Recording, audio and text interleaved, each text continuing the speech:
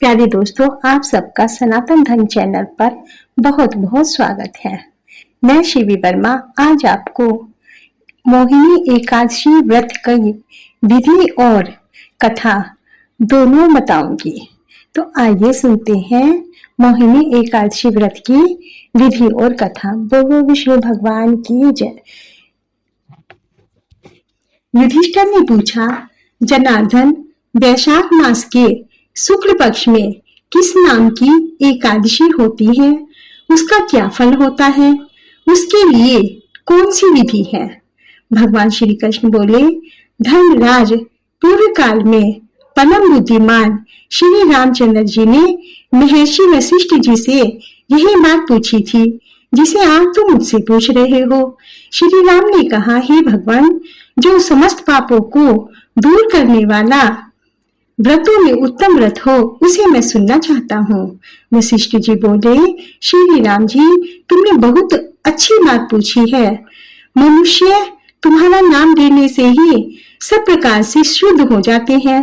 फिर भी लोगों की हित की इच्छा से मैं पवित्रों में पवित्र उत्तम व्रत का वर्णन करता हूँ। वैशाख मास के शुक्ल पक्ष में जो एकादशी होती है उसका नाम मोहिनी है। वह सब पापों को हरने वाली और उत्तम है। उसके व्रत के प्रभाव से मनुष्य मोह जाल तथा पातक समूह से छुटकारा पा जाते हैं। सरस्वती नदी के रमणीक तट पर भद्रावती नाम की सुंदर नगरी है। वहां धृतिमान नामक राजा, जो चंद्रवंश में उत्पन्न और सत्य प्रतिज्ञा थे, राज्य करते थे। उसी नगर में एक वैश्य रहता था जो धन धान्य से परिपूर्ण और समृद्धशाली था। उसका नाम धनपाल था। वह सदा पुण्य कर्म में लगा रहता था। दूसरों के लिए प्याऊ बनवाना, कुआं, मठ, बगीचा, पोखरा और घर बनवाया करता था। भगवान विष्णु की भक्ति में उसका बहुत अनुराग था। वह सदा शांत रहता था।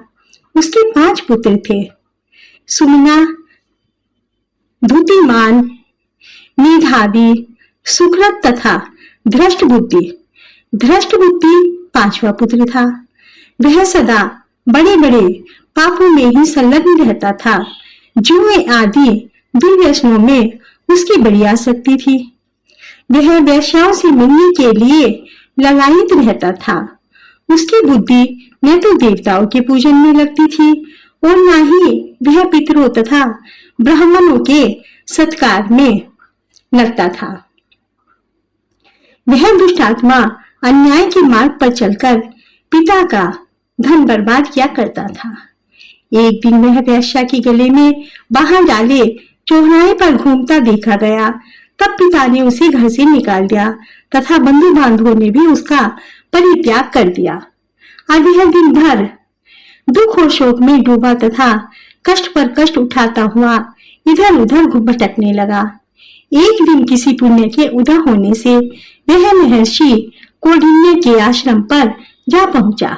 वैशाख का महीना था तो वो धन कौंडिन्य गंगा जी में स्नान करके आए थे।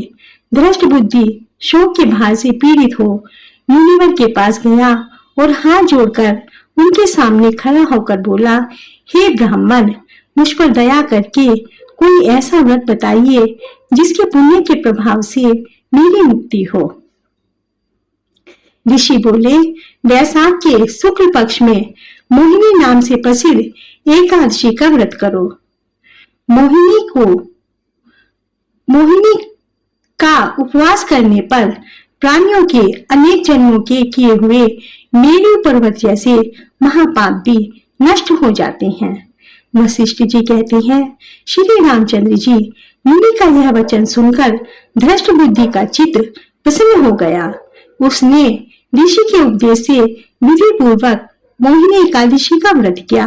नर श्रेष्ठ, इस व्रत के करने से वह निष्पाप हो गया और दिव्य देह धारण कर गरुड़ पर आरूढ़ हो सब प्रकार के उपद्रवों से रहित विष्णु धाम को चला गया। इस प्रकार यह मोहिनी का व्रत बहुत ही उत्तम व्रत है। इसको पढ़ने और सुनने से सहस्त्र गोदानों का फल मिलता है। बोलो श्री विष्णु भगवान की जय।